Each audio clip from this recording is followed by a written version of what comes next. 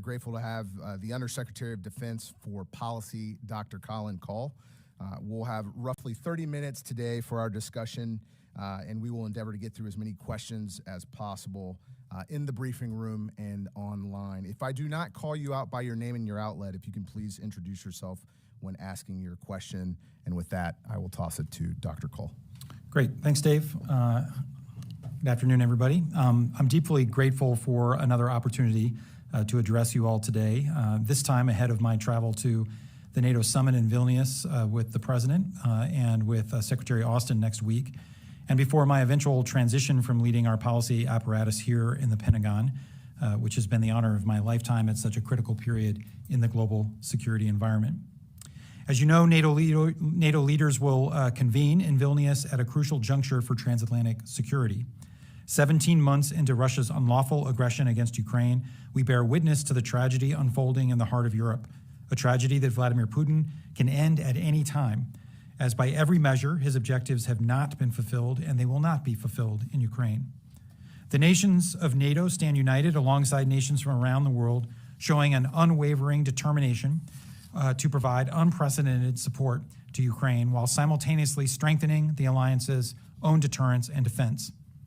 During our meetings in Vilnius, we will build upon years of adaptation, charting the course for a more safe, secure, and prosperous world, and refining our next steps in response to the ongoing crisis in Ukraine. Today, the United States also continues to demonstrate its enduring commitment to Ukraine with the announcement of a new drawdown of military assistance to provide Ukraine's forces with additional munitions, weapons, and equipment needed to defend their country and push back on Russia's war of aggression. With the announcement of this 42nd presidential drawdown package, the United States has committed more than $41.3 billion in military assistance since Russia first launched its unprovoked and brutal war against Ukraine on February 24, 2022, and more than $44.1 billion in military assistance since Russia's initial invasion of Ukraine back in 2014. Some of the capabilities in today's $800 million drawdown package include 155 millimeter artillery rounds, including dual-purpose improved conventional munitions, or DPICMs, and 105 millimeter artillery rounds. Additional munitions for Patriot air defense systems and ammunition for high-mobility artillery rocket systems, or HIMARS. Additional Bradley infantry fighting vehicles, additional Stryker armored personnel carriers, precision aerial munitions, demolition munitions and systems for obstacle clearing, and various spare parts and operational sustainment equipment. With this announcement, we will be able to provide Ukraine with hundreds of thousands of additional artillery ammunition immediately. This decision will ensure we can sustain our support for Ukraine by bridging us to a point where we are producing sufficient artillery ammunition on a monthly basis across the coalition. We recognize the complexities here, which is why I want to quickly provide a few additional pieces of information on DPICM. First, Russia has been using cluster munitions indiscriminately since the start of this war in order to attack Ukraine. By contrast, Ukraine is seeking DPICM rounds in order to defend its own sovereign territory. Second, compared to Russian cluster munitions, the DPICM rounds we will provide Ukraine have an extremely low failure or dud rate. The DPICM ammunition we are delivering to Ukraine will consist only of those with a dud rate less than 2.35%. Compare that to Russia, which has been using cluster munitions across Ukraine with dud rates of between 30 and 40%. During the first year of the conflict alone, Russia fired cluster munitions deployed from a range of weapon systems have likely expended tens of millions of submunitions or bomblets across Ukraine. Third, we're working with Ukraine to minimize the risks associated with the decision. The Ukrainian government has offered us assurances in writing on the responsible use of DPICMs, including that they will not use the rounds in civilian-populated urban environments, and that they will record where they use these rounds, which will simplify later demining efforts. Ukraine also has committed to post-conflict demining efforts to mitigate any potential harm to civilians. The United States has already invested more than $95 million in Ukraine's demining activities, and we will provide more support to help Ukraine mitigate the impacts of cluster munition use by both sides in this conflict. And fourth, and this is critical, by providing Ukraine with DPICM artillery ammunition, we will ensure that the Ukrainian military has sufficient artillery ammunition for many months to come. In this period, the United States, our allies and partners, will we'll continue to ramp up our defense industrial bases to support Ukraine. For the past year and a half, President Biden has been clear that we will support Ukraine for as long as it takes. I want to commend the tireless efforts of the department, our allies, and our partners in delivering this historically unprecedented level of security assistance. Throughout the Kremlin's vicious war of choice, the Ukrainian forces have effectively leveraged assistance and shown outstanding bravery and skill. Ukraine's fight is a marathon, not a sprint. So we will continue to provide Ukraine with the urgent capabilities that it needs to meet the moment, as well as what it needs to keep itself secure for the long term from Russian aggression. Finally, on a personal note, as I enter my last week as Undersecretary of Defense for Policy, I want to thank the hundreds of patriots and professionals across OSD policy. I believe they are the finest national security organization in the business for all that they have done to support Ukraine, strengthen our alliances and partnerships around the world, and work tirelessly every day alongside our military and interagency colleagues to keep America safe. And with that, I'll pass the mic back to Dave and look forward to your questions. Okay, thanks, sir. We'll go first to Tarka, AP. Hi, sir. Thank you very much for doing this. A couple of questions. If you could talk about the dud rate. There seems to be some questions about how the U.S. knows that its own munitions that will be provided will have such a low dud rate, and how have you been able to assure allies that these munitions won't cause excessive civilian harm? And then secondly, is the primary reason that the cluster munitions are being used now because there is so much strain on the 155 millimeter pile? Yeah, those are important questions. So look, we're aware of reporting, and I've seen some things in the press over the last 24 hours, that references various DoD studies which analyze the dud rates of older versions of DPICMs. There are lots of different variants. I think as we talked about, the Russians are, a cluster munition is not a cluster munition. There are big differences between them. Many of those studies that have been referenced, at least the ones that I've seen in the press, were based on testing completed in the 1980s, and many of the DPICMs of those variants have since been demilitarized. We're not providing those variants of DPICMs to Ukraine. Instead, we'll be providing our most modern DPICMs with dud rates assessed to be under 2.35%, demonstrated through 5 comprehensive tests conducted by the Department of Defense between 1998 and 2020. So we're confident in those numbers. I will also say how they're used matters. And that's one of the reasons why, as we deliberated on this, and look, this was a decision that took us a while to come to.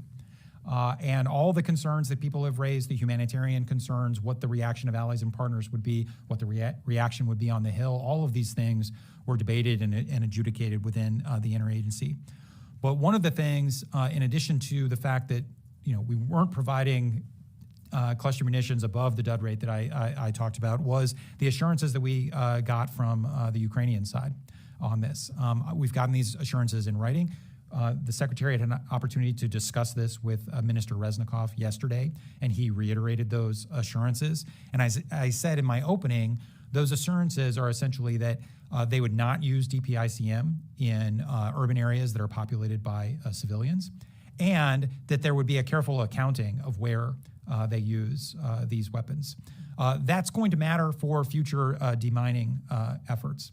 I should also say, while none of us should minimize this issue, this is an issue the Ukrainians are going to have to grapple with regardless. If we had never made a decision on DPICM, the Ukrainians would be demining. It's going to be a generational effort because of the amount of landmines, anti-personnel, anti-tank mines, cluster munitions that the Russians have been using. So this is an issue we have to tackle regardless. We're committed to helping the Ukrainians do that. You asked about the primary reason. I would really point to 2 reasons. One is the urgency of the moment, which is that the Ukrainians are in the midst of their counteroffensive. It's been hard sledding because the Russians had 6 months to dig in. And so those defensive belts that the Russians have put in place in the east and the south are hard. They'd be hard for any military to punch through. And so we want to make sure that the Ukrainians have sufficient artillery to keep them in the fight in the context of the current counteroffensive. And because things are going a little slower than some had hoped, there are very high expenditures of artillery rates. So this is to make sure that the Ukrainians have the confidence that they have what they need, but frankly also that the Russians know that the Ukrainians are going to stay in the game. And then the second point, which is important, is we don't see this as a permanent solution, but rather a bridge. We've already substantially increased the production of unitary 155 millimeter rounds. The Europeans and others are also investing in their defense industrial base. That's good news, and it's starting to pay dividends. But the reality is we're going to need to build a bridge to the point at which that capacity is sufficient on a month-to-month basis to keep the Ukrainians in the artillery fight. And the last point I will make is a strategic one. Vladimir Putin has a theory of victory. Okay? His theory of victory is that he will outlast everybody. He'll outlast the Ukrainians, he'll outlast the United States, he'll outlast the Europeans, he'll outlast the international community. He will simply brute force his way through this. Having failed in kind of achieving a lightning victory, he's now going to play the long game. That's why President Biden has been clear that we're going to be with Ukraine as long as it takes, and why we are signaling that we will continue to provide Ukraine with the capabilities that will keep them in the fight. And look, I'm as concerned about the humanitarian circumstance as anybody. But the worst thing for civilians in Ukraine is for Russia to win the war. And so it's important that they don't. Let's go, Liz Fox. Thank you. Thanks for doing this. When will these munitions make it into Ukraine? And can you talk specifically about what the strengths are of using these cluster munitions? And are they going to be as effective as the ones Russia has been using? Well, I mean, I don't know. I don't want to draw comparisons between what they're using. They're apples and oranges. It's the point that I made before. A cluster munition is not a cluster munition. These are much more efficient weapons because they have much lower dud rates. So the bad news about 30 to 40% dud rates is that it creates a lot of unexploded ordnance. It also means it's not generating the effects that they want either. So what you want is for these weapons to generate the effects that they were designed for. And in this context, I think they will help in some of these security belts that the Ukrainians are pushing against some of the dug-in formations that the Russians have. I think they will also be useful for troop concentrations and concentrations of armored vehicles and lighter-skinned vehicles. So they'll have utility.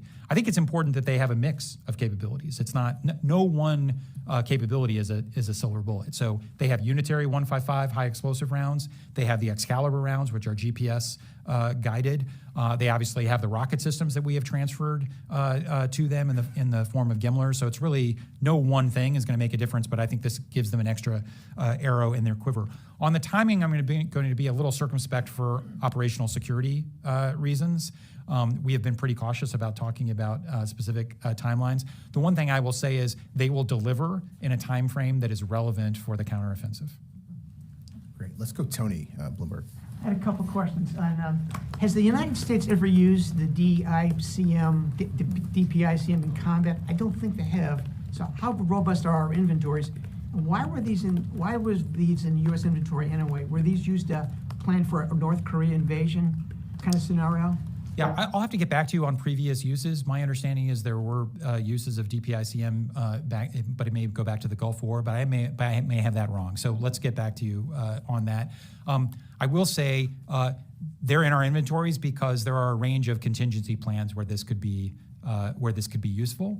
But this is also an area where our inventories are quite large, and we are not concerned that in the quantities we would transfer to the Ukrainians that it would have a meaningful impact on our readiness for other contingencies. If I'm a Ukrainian squad or platoon leader and I'm going into areas where these things have been fired into the counteroffensive, how concerned should I be that my troops may fall into these things and get blown apart themselves? I mean, frankly, I think the graver concern is that they wander into a Russian minefield or areas where the Russians have expended weapons with a much higher dud rate.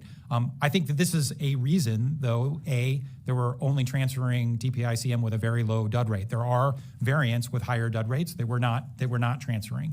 And B, why it will be important for the Ukrainians to keep track of where they're firing these things, both for immediate force protection regions and over the medium to longer term for demining operations in kind of post-occupation, post-liberation parts of Ukraine. Okay, we're going to go out to the line. Michael Gordon, Wall Street Journal. Thank you for Dr. Kyle. Sir, you said that the Russians have used tens of millions of submunitions in Ukraine. I have two questions. Since you've described this as a bridge, how many submunitions is the U.S. now planning to provide to Ukraine, say on a month-to-month basis, given is a bridge? Are you going to be providing millions or hundreds of thousands? How many are you providing? And since the U.S. has been so critical of the Russian employment of cluster munitions, are there any additional steps that you can identify to mitigate the risk to civilians beyond the assurances from the Ukrainians? Is there going to be special training? Is the U.S. going to monitor the dud rates on the battlefield and oversee the areas where they're employed? Are there some specific additional steps the U.S. will take to reduce the risk to civilians? Thanks, Michael. So I'm not going to go into specific numbers. I will say in my opening statement, I mentioned hundreds of thousands. We have hundreds of thousands of these rounds available below the dud rate threshold that I mentioned, but I'm not going to tip our hand to the Russians about knowing what's coming and what volume when. I will say we're confident that with this inflow of DPICM in combination with the unitary 155 rounds we continue to provide, that the Ukrainians will be able to sustain the artillery fight for the foreseeable future, which I said is not only important in the moment for the counteroffensive, but to signal to Vladimir Putin that he can't just outlast the Ukrainians. Look, I think we have been critical of the Russian use of this, but in large part for two reasons. One, because the Russians have been indiscriminate in their use of all kinds of weapons. They, even their so-called precision guided munitions, fly into apartment buildings and hit schools. And they've been indiscriminate in the usage of cluster munitions as well. They're also using weapons that are much older, with much higher dud rate, and thus much higher risk of collateral damage, even when they're not used indiscriminately. So, as I said before, I think this is kind of an apples to oranges comparison. Beyond the assurances, which I think we should take meaningfully. I mean, in the past, when we have asked the Ukrainians to offer us explicit assurances, they've stuck by those assurances. So I think we should give the Ukrainians the benefit of the doubt. We will, of course, be watching how the Ukrainians use these systems. They will be reporting their usage back to us.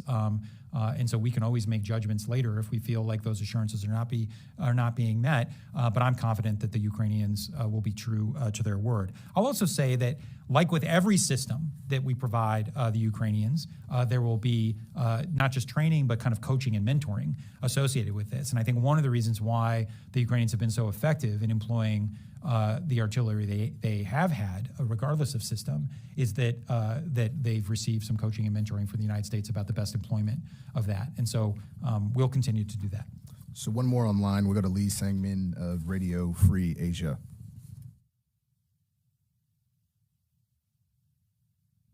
Are you there? Okay, let's come back to the room. Courtney. Non-cluster munition question. Actually, I'll ask one quick cluster munition. Have you said how many is in this first?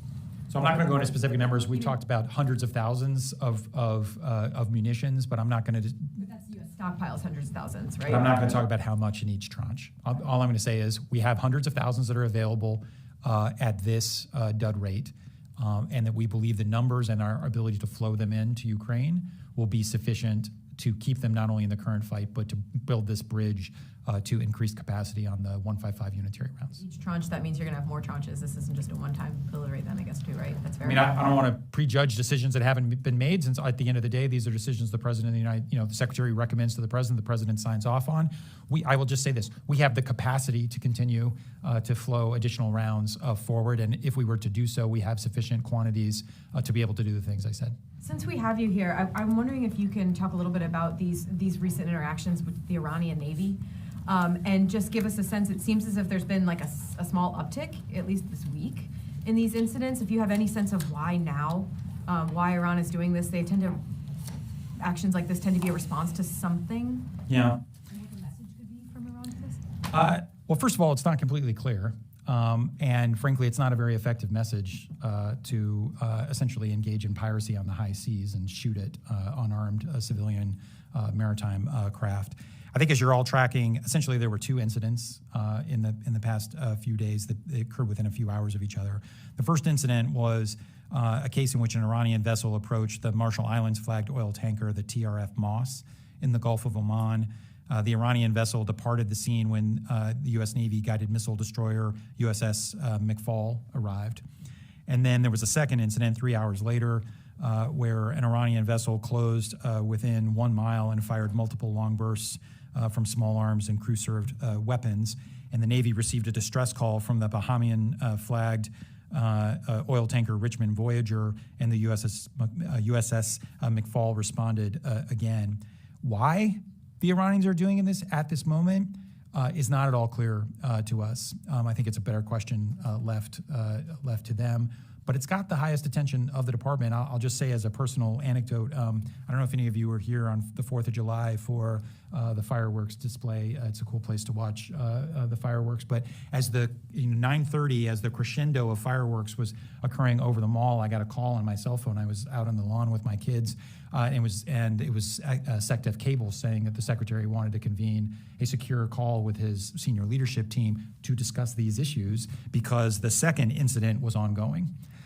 And so for 45 minutes, we were on the phone, the secretary, the chairman, General Kurilla, our NAVCENT commander, working through what were the Iranians doing, where were our assets, what was the ship's captain requesting us to do, what were we advising them to do. The McFall was steaming in that direction. The captain was advised by NAVCENT to redirect to enter Omani territorial waters. And the combination of all of those decisions appears to have warned the Iranians off. So even after taking some pot shots at the Richmond Voyager, we were successful in the Iranians leaving the area right before the McFall showed up. I mentioned that to say that just like this has the highest attention of the department. We're going to, we have, I think General Kurilla has done a good job of moving around the assets he already has at his disposal to thicken our ability to respond to incidents like this, and I think the proof is in the other night. I think we continue to work with our allies and partners, especially in the IMSC, which is the International Maritime Security Construct, which some of you have probably been out to Fifth Fleet. It runs out of Bahrain. I know you have, Courtney. And so we'll continue to work with our allies and partners, not just in the region, but around the world, like the UK, to try to thicken that out. Because whatever the Iranians are trying to do here, I don't think we should assume it'll be the last time they try. Let's go to the back room. Fadi, Al Jazeera. Thank you, Dave. Thank you, Dr. Call. I have two quick questions on the cluster munition and one on Russia. On the cluster munition, you mentioned 5 studies since 1998 until 2020 that prove you have in your stockpile that rate lower than 2.35. Is the department willing to make these studies available so experts can verify the accuracy of the data? Second one, in terms of providing cluster munition, is this administration breaking the law passed by the Congress that prohibits the transfer of cluster munition that is with the level above 1%? And finally, on Russia, we've seen 2 incidents lately in Syria where Russian aircraft, according to the Pentagon, harassed U.S. drones. Before that, we saw something happening similarly in the Black Sea. Are you concerned that Russia is kind of normalizing this behavior, and is the DoD willing to take any actions to prevent Russia from continuing this type of behavior? Thank you. Sure. So a bunch of things there. On the test itself, I think at this juncture, because the tests themselves are classified, we won't be releasing them, but we'll take that question back. Presently, those tests, those reports are classified. I can say this: we have high confidence in those numbers based on 5 consecutive tests. I also have high confidence that they will be far more efficient and discriminate than the cluster munitions that the Russians are using. And I think the Ukrainian assurances on top of that give me added confidence in that. I'll also say that it's not a good thing for civilians in Ukraine or the humanitarian situation in Ukraine for Ukraine's counteroffensive to be unsuccessful or for the Russians to be more successful. That seems like a recipe for more humanitarian suffering. So to the degree that there's a utilitarian calculus in this, I think it's worth thinking that through. And I think that's ultimately why, even though this is a decision that the administration deliberated on and that the president thought very carefully about, there was no disagreement among the president's principal advisors on whether we should provide this system, and that includes across the departments, not just the Department of Defense. Are we breaking the law? We are not breaking the law. I would say, first of all, the prohibition against exporting above 1%, these munitions are pretty close to 1%, but they're not at the 1% level. But the president does have the authority to waive that requirement on national security grounds, and that's what he has done in this instance. There's no dispute that he has that authority. It's in law.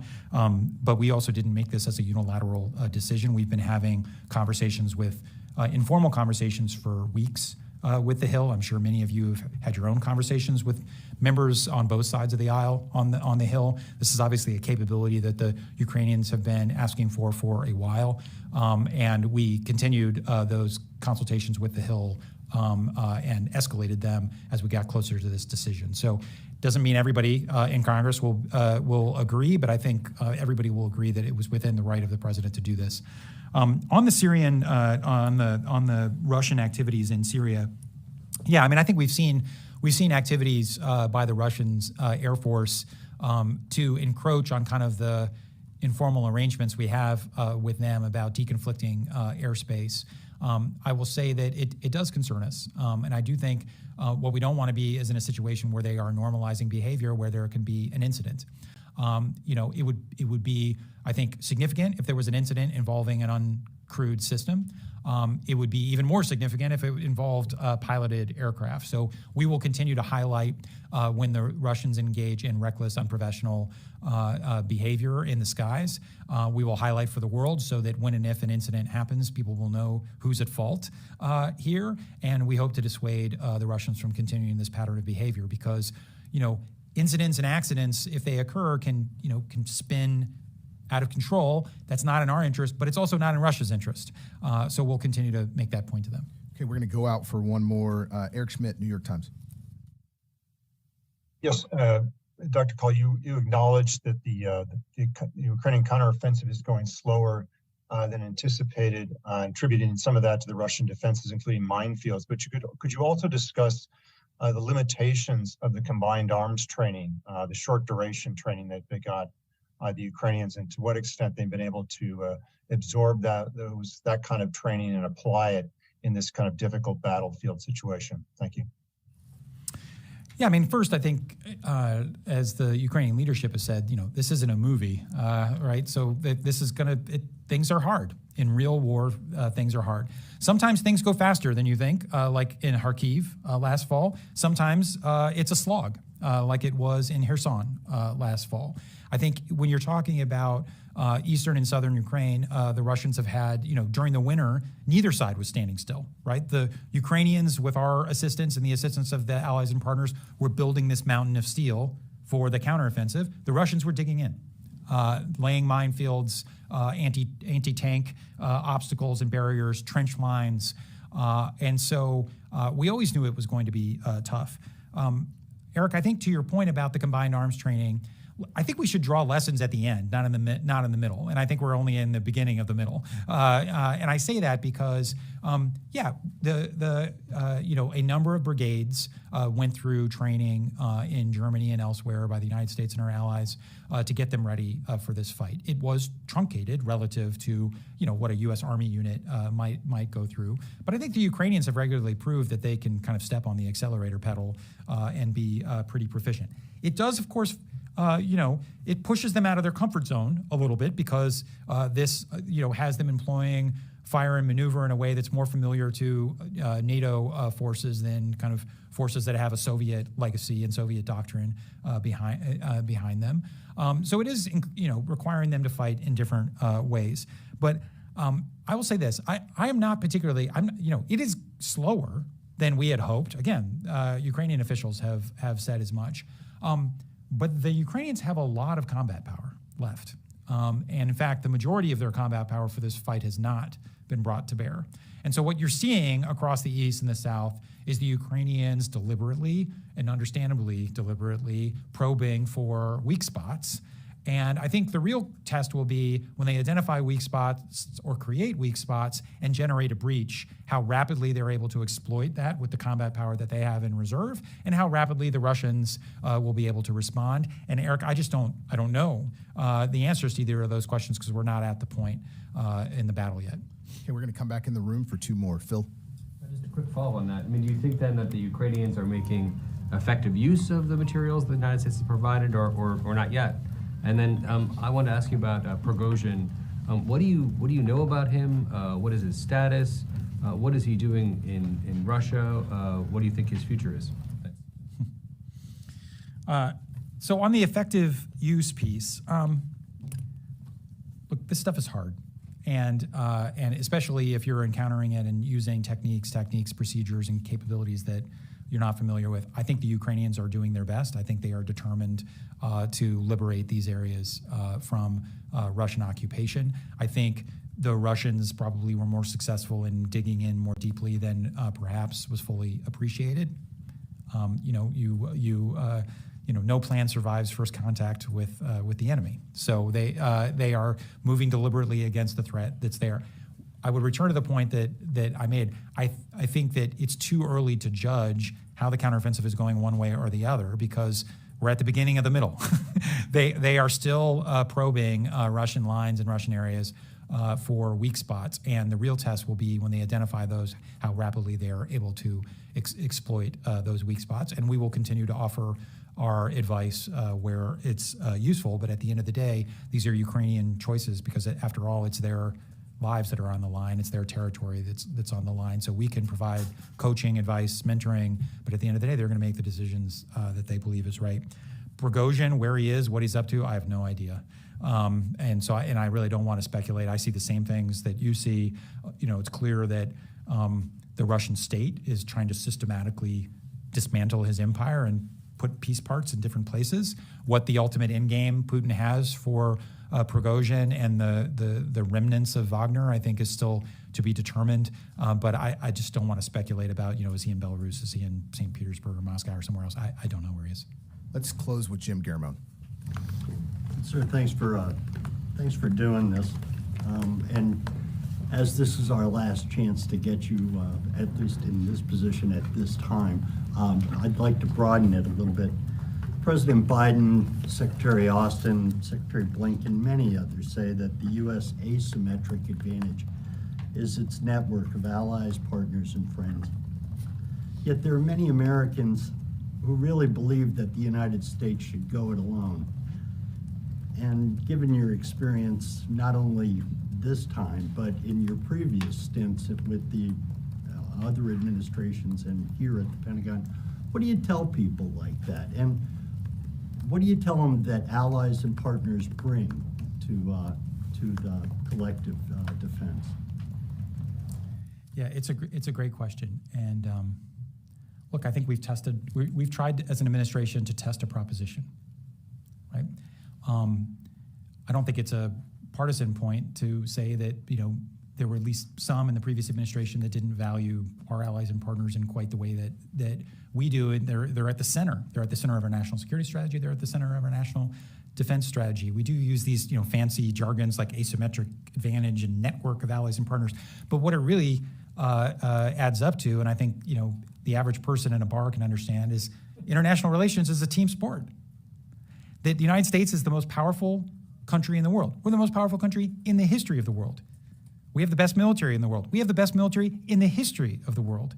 As powerful as we are, as capable as our military is, there is no problem that comes across my desk where I say, what would make this easier if we had to do this all by ourselves, right? It's just like you don't play basketball. Even if you're Michael Jordan, you like to have 4 other Bulls with you on the court. Sorry, that's a really old reference but I'm 52, so you got me at least. It's a team sport. And, you can make that and people can get it, but the proof is in the pudding. And that is, look, we are, how are we contending with the greatest threat to the geopolitical order since the end of the Cold War, maybe since the end of the Second World War, by building a team. In the first instance, Putin went into this hoping that NATO would buckle, weaken, fray, shatter apart. The exact opposite has happened. NATO is stronger. The defense commitments are going up. You're going to see manifestations of that unity, I think, this week in Vilnius. Our efforts to deter attacks on the United States and our allies have been bolstered not only by what we're doing in Ukraine, but what we've done to strengthen the NATO alliance. That makes America safer. That's not charity to Europe. That makes us safer from the threat that Russia poses, but also the world that Russia's model of aggression would impose on the rest of us. And then you look in the Indo-Pacific, and there's a lot of focus in our strategy documents on China as the pacing challenge. That's what we call it in the National Defense Strategy, or our most consequential strategic competitor. We're not going to win that competition on our own. Now, we have to make investments in ourselves, which we are. That's why we've made investments in the CHIPS and Science Act and the infrastructure bill. It's why we are making massive investments in defense modernization, and why there's bipartisan consensus around all of that. But we are not going to best China in this competition alone. We need to get our team together, which is why I'm extraordinarily proud of what this administration has accomplished, what this president, what this secretary has accomplished, frankly, what my team has helped to accomplish in things like AUKUS, or the posture changes in Australia, or the historic posture changes in Japan, or the historic posture changes in the Philippines, or the deepening of our alliance with the ROK on display during the recent state visit, or the strategic opportunity of a lifetime we have with India on display during the most recent India state visit by Prime Minister Modi. We are putting real points on the board because we are leaning in to our existing alliances and building out our partnerships. And if we are going to win the rest of the 21st century, that's how we are going to win, alongside our teammates. Dr. Call, thank you very much. Ladies and gentlemen, thanks for attending today.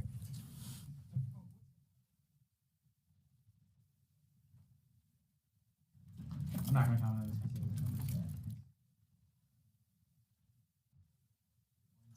We can get back to you. There are a number of models below the dud rate of 2.35%.